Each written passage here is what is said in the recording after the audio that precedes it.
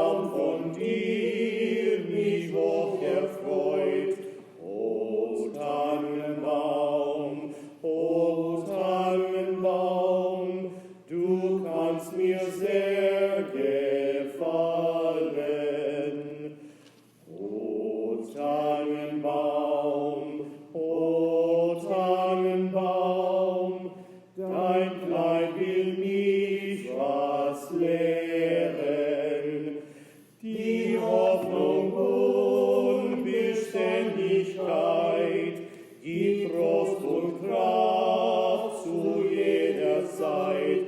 O Tannenbaum, das soll dein Kleid mich lehren.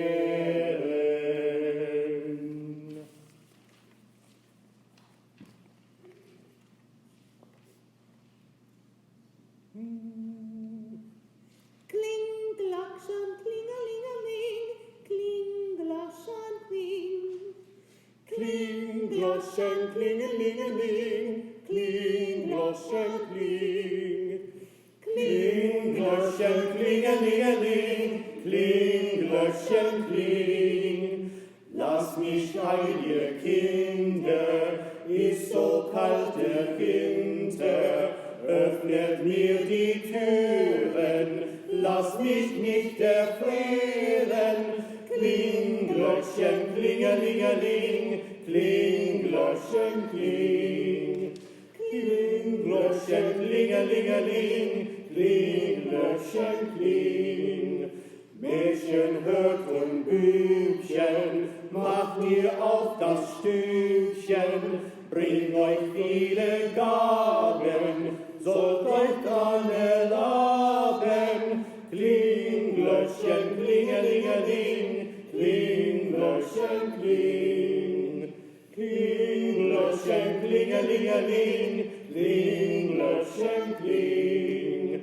Erglühen die Kerzen, öffnet mir die Herzen, will drin wohnen fröhlich, frommes Kind wie selig. Kling, Glöckchen, klingelingeling, kling, Glöckchen, kling. Kling, Glöckchen, klingelingeling, kling, Glöckchen, kling.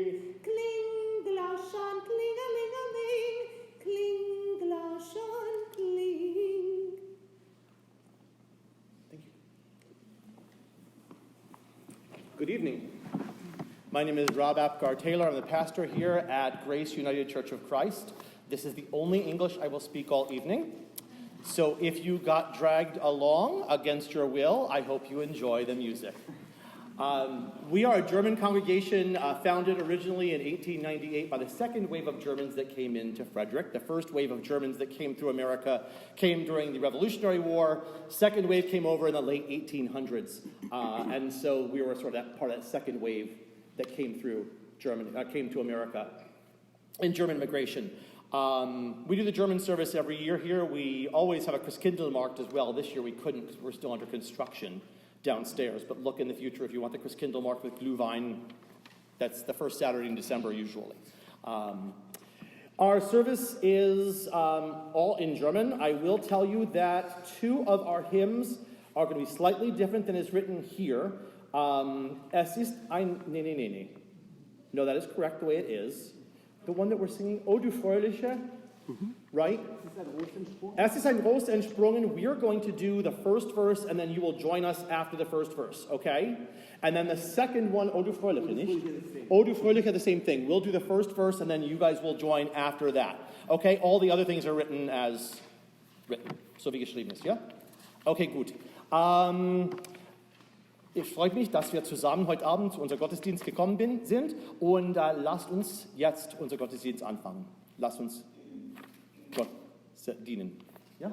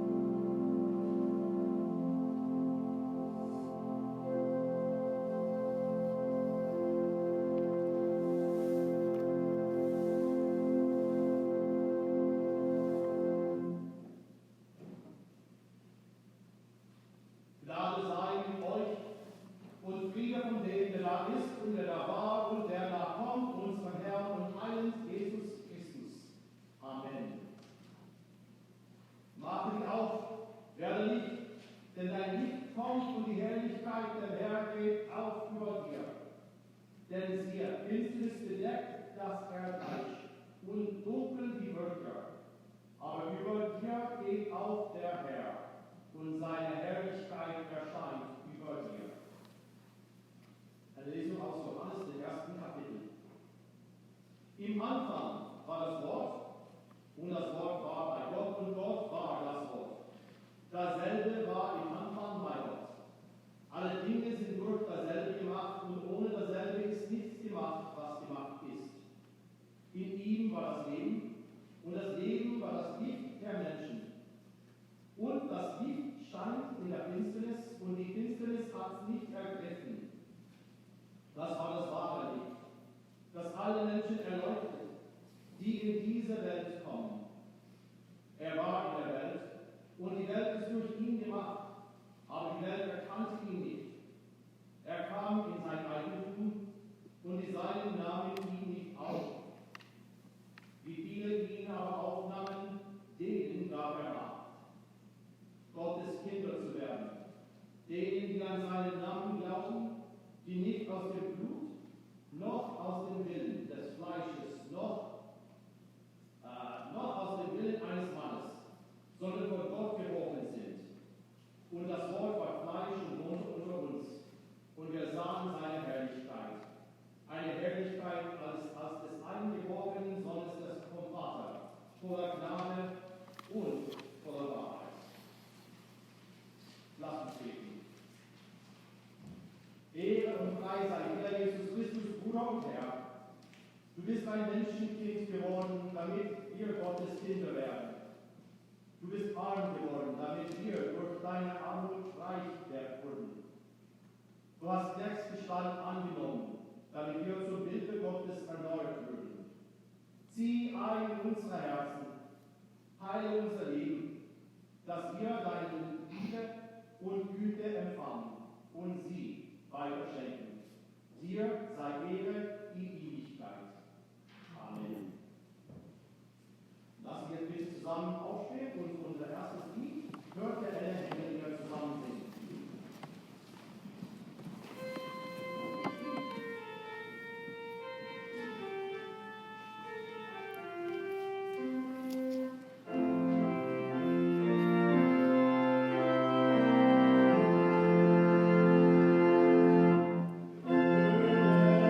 Amen.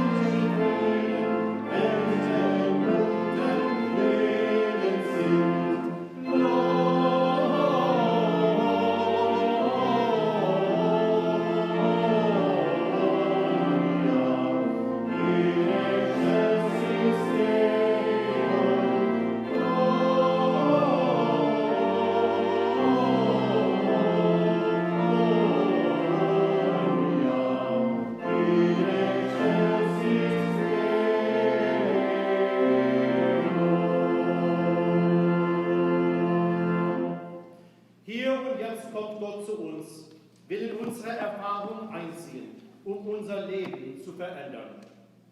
Damit wir die Welt im neuen Licht sehen, will uns mit Hoffnung erfüllen, mit Freude und Gewissheit für die Zukunft, damit wir unverdrossen die gute Nachricht weitersagen.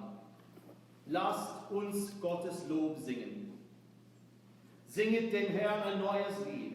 Singet dem Herrn alle Welt. Singet dem Herrn und lobet seinen Namen. Verkündet von Tag zu Tag sein Reich. Halleluja! Kommt alle Völker und lobet den Herrn.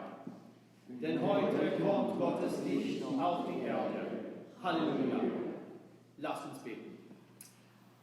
Gott, der Grund aller Freude, du hast durch die Geburt Jesus einen hellen Schein in unsere dunkle Welt gebracht. Hilf, dass dieses Licht auch unsere Herzen erleuchtet. Lass es wieder strahlen in allem, was wir tun, dass wir deinen Willen tun und somit Schöpfer und dein Reich werden. Amen. Bitte stehen Sie. Bitte nehmen Sie Platz. Ja.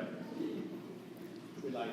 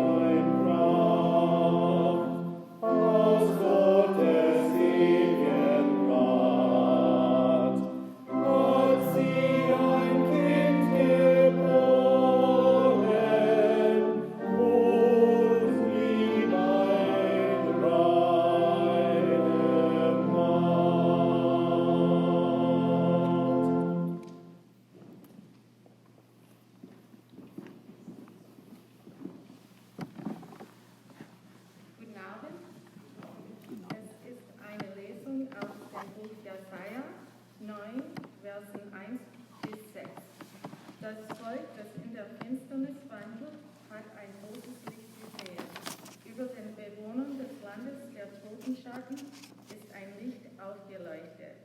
Du hast das Volk vermehrt, hast seine Freude groß gemacht. Sie werden sich vor dir freuen, wie man sich in der Ernte freut, wie die Sieger jubeln, wenn sie Beute verteilen.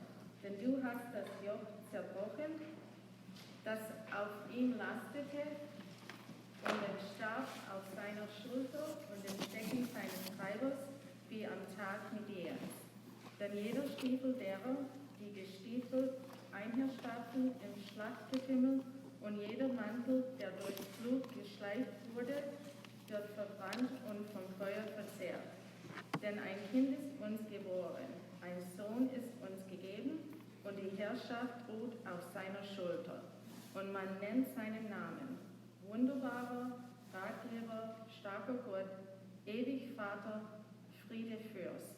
Die Mehrung der Herrschaft und der Friede werden kein Ende haben auf dem Thron Davids und über seinem Königreich, dass er es gründe und festigte mit Recht und Gerechtigkeit von nun an bis in Ewigkeit. Der Eifer des Herrn der Herrscharen wird dies tun.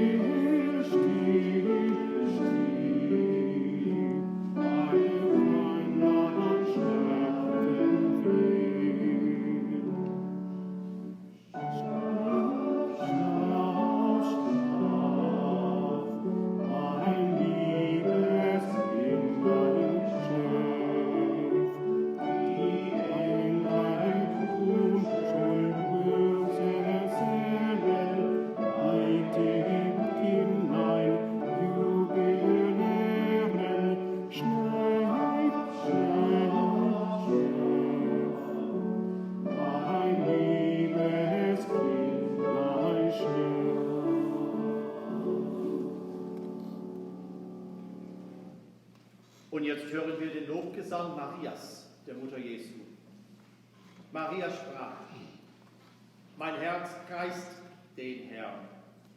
Alles in mir jubelt vor Freude über Gott, meinen Retter. Ich bin nur seine geringste Dienerin. Und doch hat er sich mir zugewandt.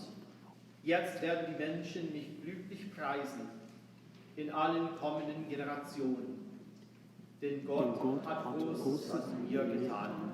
Er, der mächtig und heilig ist. Sein Erbarmen hört niemals auf. Er schenkt es allen, die ihn ehren, von einer Generation zur anderen. Lassen wir uns aufstehen, so wie möglich, für unser Lied. O Bethlehem, du Kleinstadt.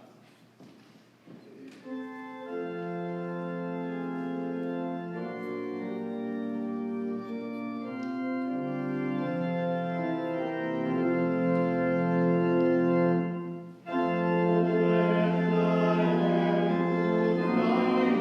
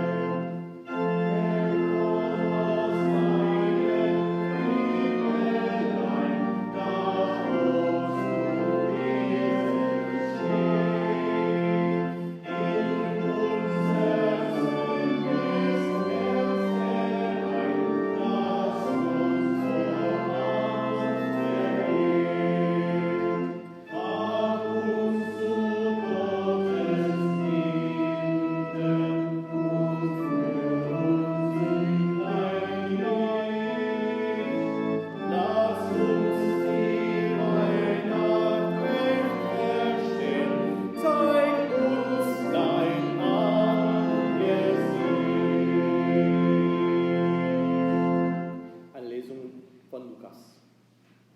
Es begab sich aber zu der Zeit, dass ein Gebot von dem Kaiser Augustus ausging, dass alle Welt geschätzt würde. Und diese Schätzung war die allererste und geschah zur Zeit, dass Quirinius Statthalter in Syrien war. Und jeder Mann ging, dass er sich schätzen ließe, ein jeder in seiner Stadt. Da machte sich auch Josef aus Galiläa, aus der Stadt Nazareth, in das jüdische Land zur Stadt Davids, die da heißt Bethlehem, weil er aus dem Hause und Geschlechte Davids war, damit er sich schätzen ließe mit Maria, seinem vertrauten Weibe. Die war schwanger. Und als sie dort waren, kam die Zeit, dass sie gebären sollte. Und sie gebar ihren ersten Sohn und wickelte ihn in Windeln und legte ihn in eine Krippe, denn sie hatten sonst keinen Raum in der Herberge. Und es waren Hirten in derselben Gegend auf dem Felde bei den Hürden, die hüteten des Nachts ihre Herde. Und der Engel des Herrn trat zu ihnen, und die Klarheit des Herrn leuchtete um sie, und sie fürchteten sich sehr. Und der Engel sprach zu ihnen: Fürchtet euch nicht. Siehe, ich verkündige euch große Freude, die allem Volk widerfahren wird. Denn euch ist heute der Heiland geboren, welcher ist Christus der Herr, in der Stadt Davids. Und das habt zum Zeichen: Ihr werdet finden das Kind im Windeln gewickelt und in einer Krippe liegen. Und alsbald war da bei dem Engel die Menge der himmlischen Herrscharen, die lobten Gott und sprachen: Ehre sei Gott in der Höhe und Friede auf Erden bei den Menschen seines Wohlgefallens. Und als die Engel von ihnen gen Himmel fuhren, sprach die Hirten untereinander: Lasst uns nun gehen nach Bethlehem und die Geschichte sehen, die da geschehen ist, die uns der Herr kundgetan hat. Und sie kamen eilend und fanden beide, Maria und Josef, dazu das Kind in der Krippe liegen. Als sie es aber geschehen hatten, breiteten sie das Wort aus, das zu ihnen von diesem Kinde gesagt war. Und alle, vor die es kam, wunderten sich über das, was ihnen die Hirten gesagt hatten.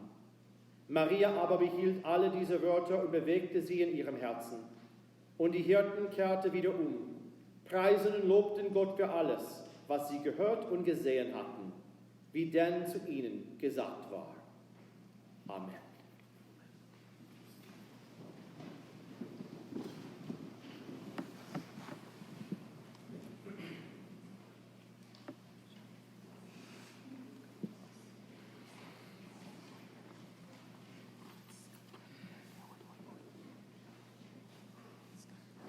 Erstens muss ich sagen, dass ich liebe Weihnachten. Wenn ich als Kind Deutsch gelernt habe, hat meine Lehrerin uns gesagt, man hat etwas gern. Man liebt nur Menschen. Und so habe ich zum Beispiel Pizza gern. Aber ich habe meine Oma lieb. In diesem Fall kann man nicht gern sagen, ich habe Pizza gern, ich habe Bier gern, aber ich liebe Weihnachten. Heiligabend ist mein Lieblingsabend des ganzen Jahres und so kommt es bald an, nicht?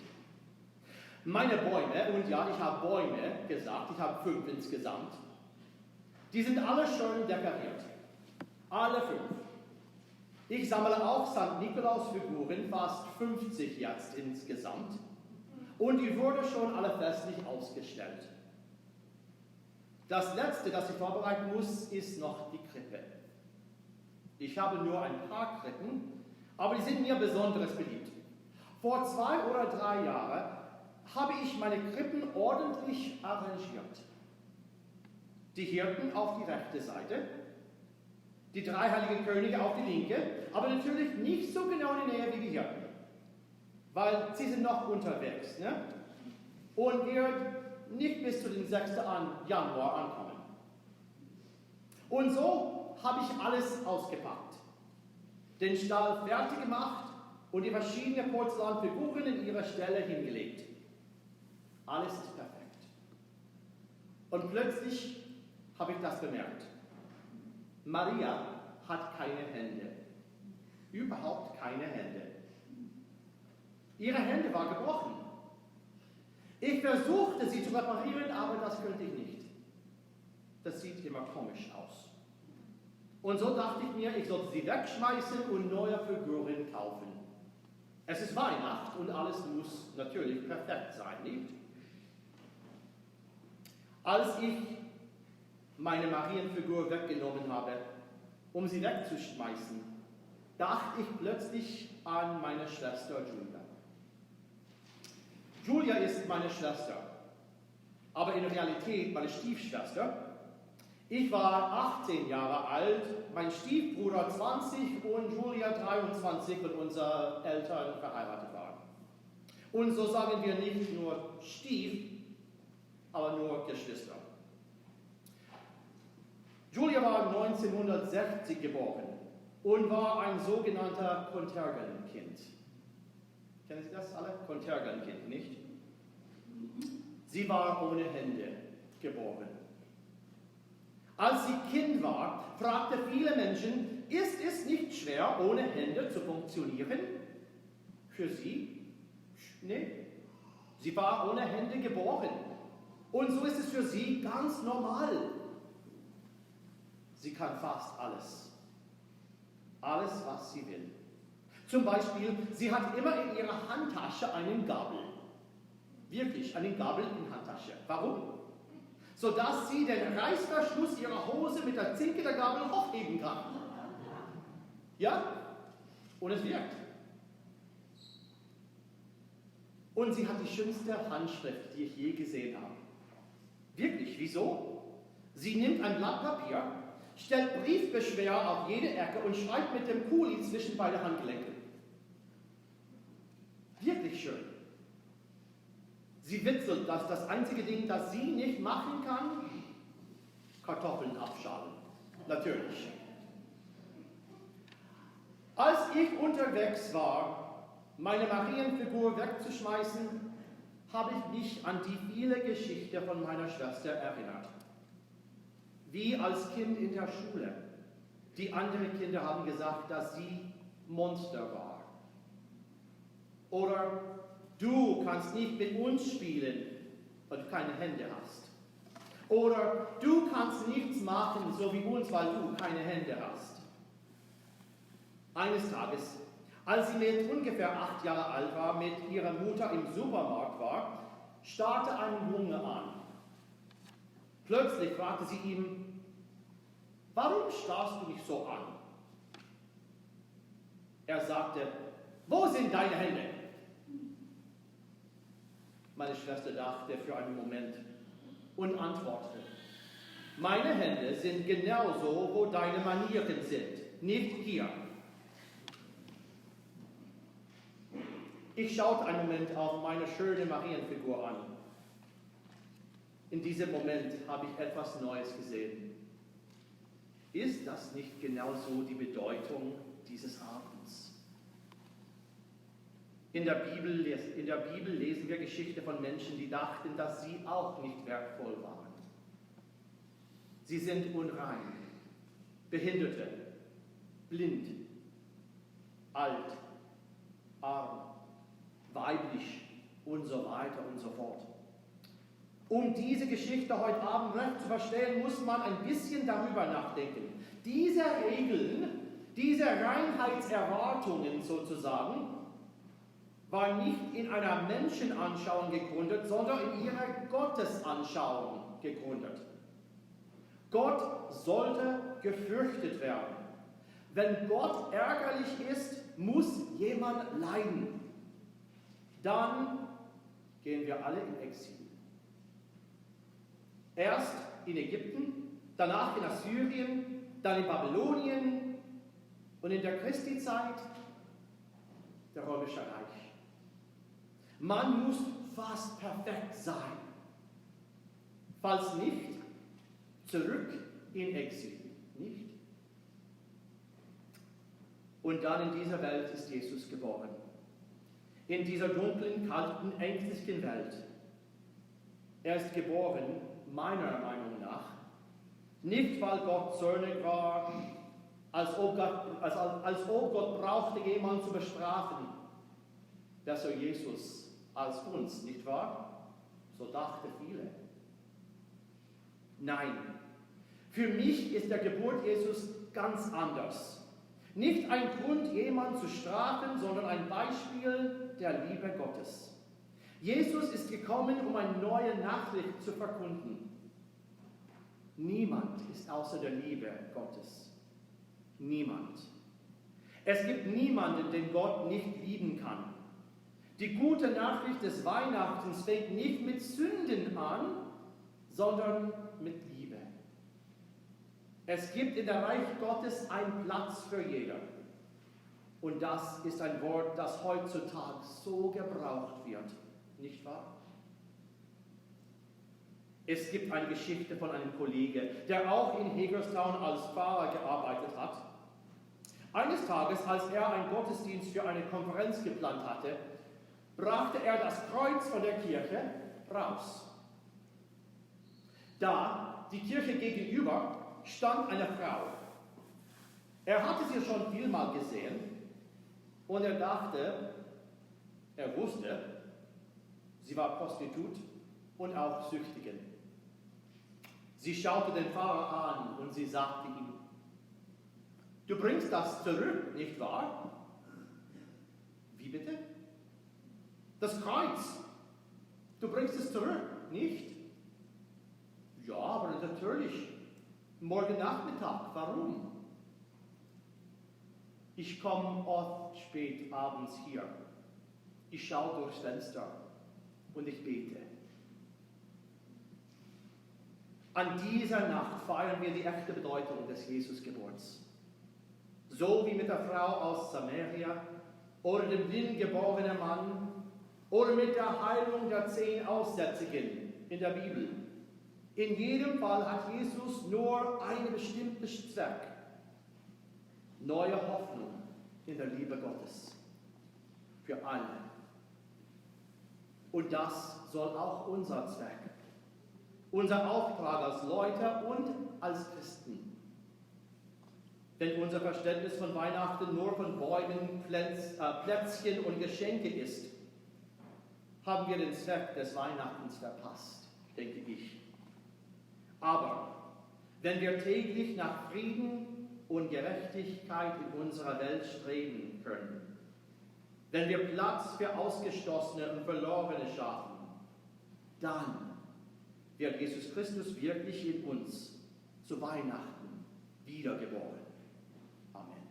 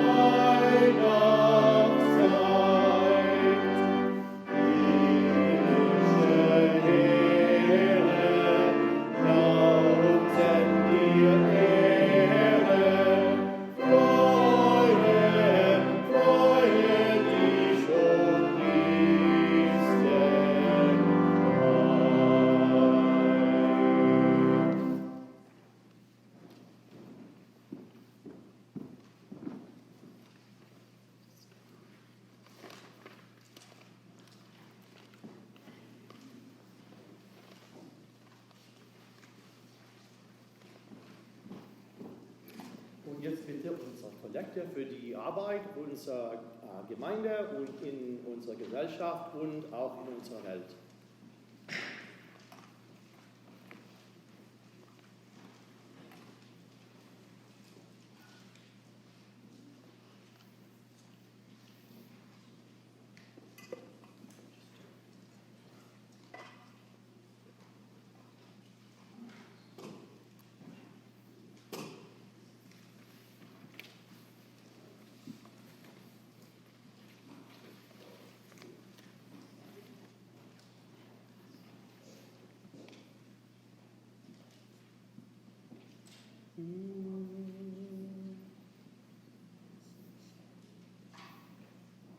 Heilig, heilig, heilig, heilig ist der Herr.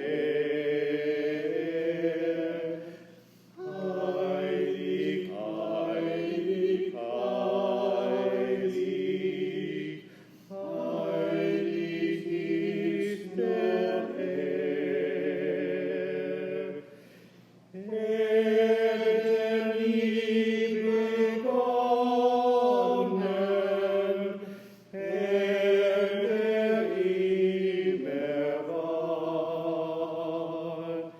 Ewig ist und waltet, sein wird immer da. Heilig, heilig, heilig, heilig ist der Herr. Heilig, heilig, heilig, heilig ist nur er. Allmacht, Wunder, Liebe, alles ringsumher.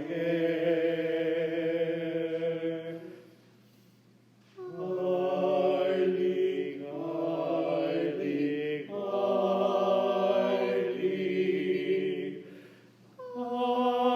heilig ist der Herr.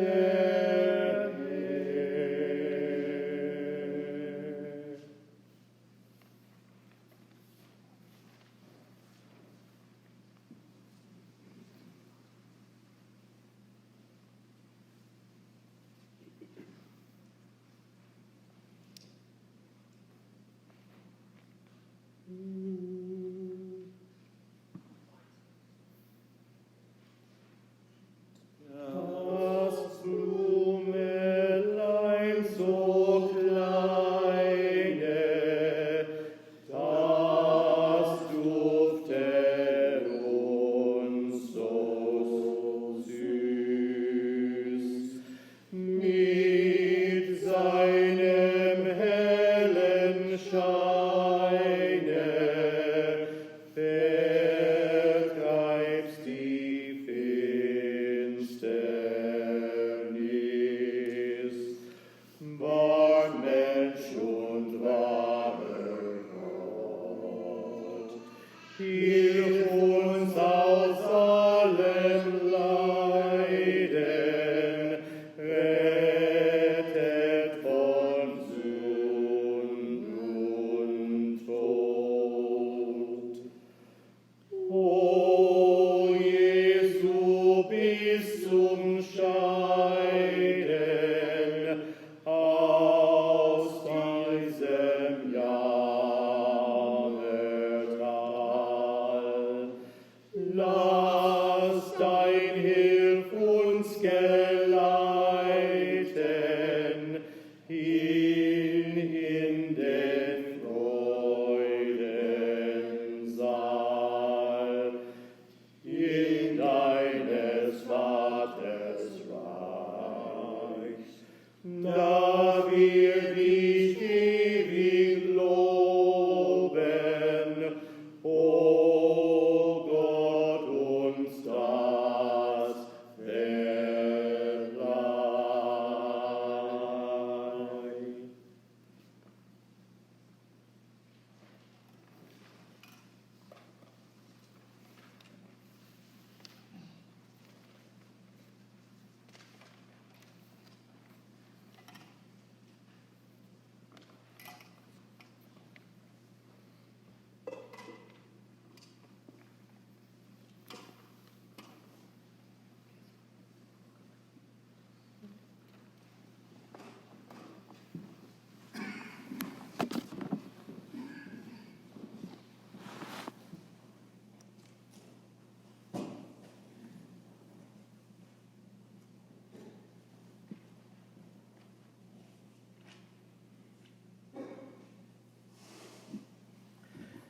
Lass uns beten. Ewiger Gott, du bist zu finden im Kind in der Krippe. Wir danken dir für dieses Wunder der Weihnacht. In Jesus bist du uns Menschen gleich geworden und hast dies irdische Leben mit uns geteilt. Dich rufen wir an. Kyrie eleison. Wir bitten dich an, gerührt vor der Botschaft der Engel, bringe Frieden in den Unfrieden der Welt und mache uns zu Werkzeugen deines Friedens. Wir bitten für die Kirche und Gemeinden in unserer Stadt, auch für die weltweite Christenheit und besonders für die uns verbundene Partnergemeinden und Kirchen in der evangelischen Kirche in Mitteldeutschland. Lass uns in der Gemeinschaft des Glaubens Zeugnis geben von deiner Zuwendung zu allen Menschen. Dich rufen wir an. Kyrie eleison. Wir bitten dich an diesem Abend und im Glanz dieses Festes für alle, die auf der Schattenseite des Lebens stehen, für Hungernden und Gefangene, für die, die einsam und verzagt sind, für alle, die keine Arbeit haben, für alle, die mit einer Behinderung leben müssen und über längere Zeit krank sind. Dich rufen wir an. Kyrie eleison.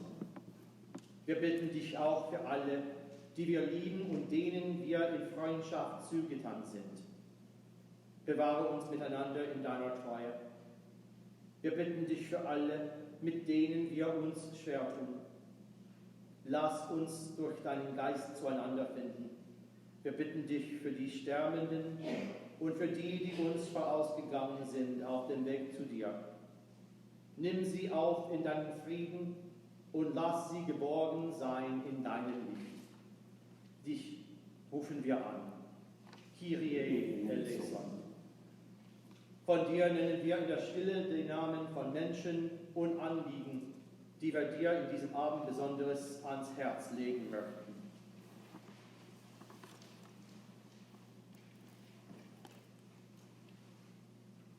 Für das alles rufen wir dich an. Kyrie eleison. Ewiger Gott, durch die Geburt deines Sohnes erstrahlt dein Licht in der Welt, und es gibt keinen Ort und keinen Menschen, den dieses Licht nicht erreichen könnte. Das ist unsere Hoffnung. Das lässt uns glauben. Das soll unsere Liebe bestimmen. Darum bitten wir im Vertrauen auf Jesus Christus, deinen Sohn, unseren Brüder unter den Menschen, unseren Herrn zur Zeit und Ewigkeit. Gemeinsam beten wir mit den Worten, die Jesus selbst uns geschenkt hat. Vater unser im Himmel, geheiligt werde dein Name, dein Reich komme, dein Wille geschehe, wie im Himmel so auf Erden. Unser tägliches Brot gib uns heute und vergib uns unsere Schuld, wie auch wir vergeben unsere Schuldiger. Und führe uns nicht in Versuchung, sondern erlöse uns von dem Bösen.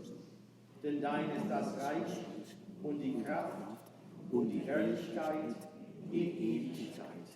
Amen. Amen.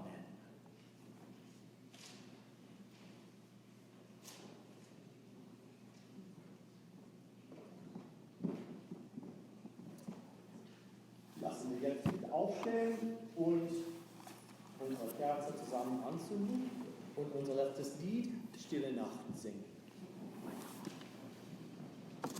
Amen.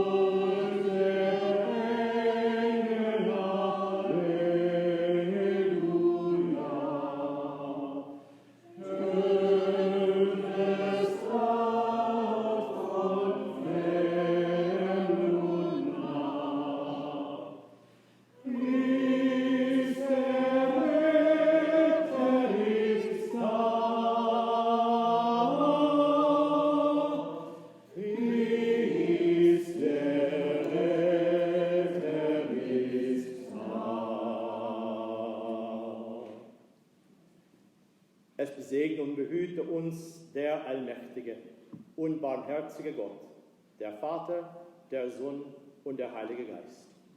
Amen. Frohe Weihnachten.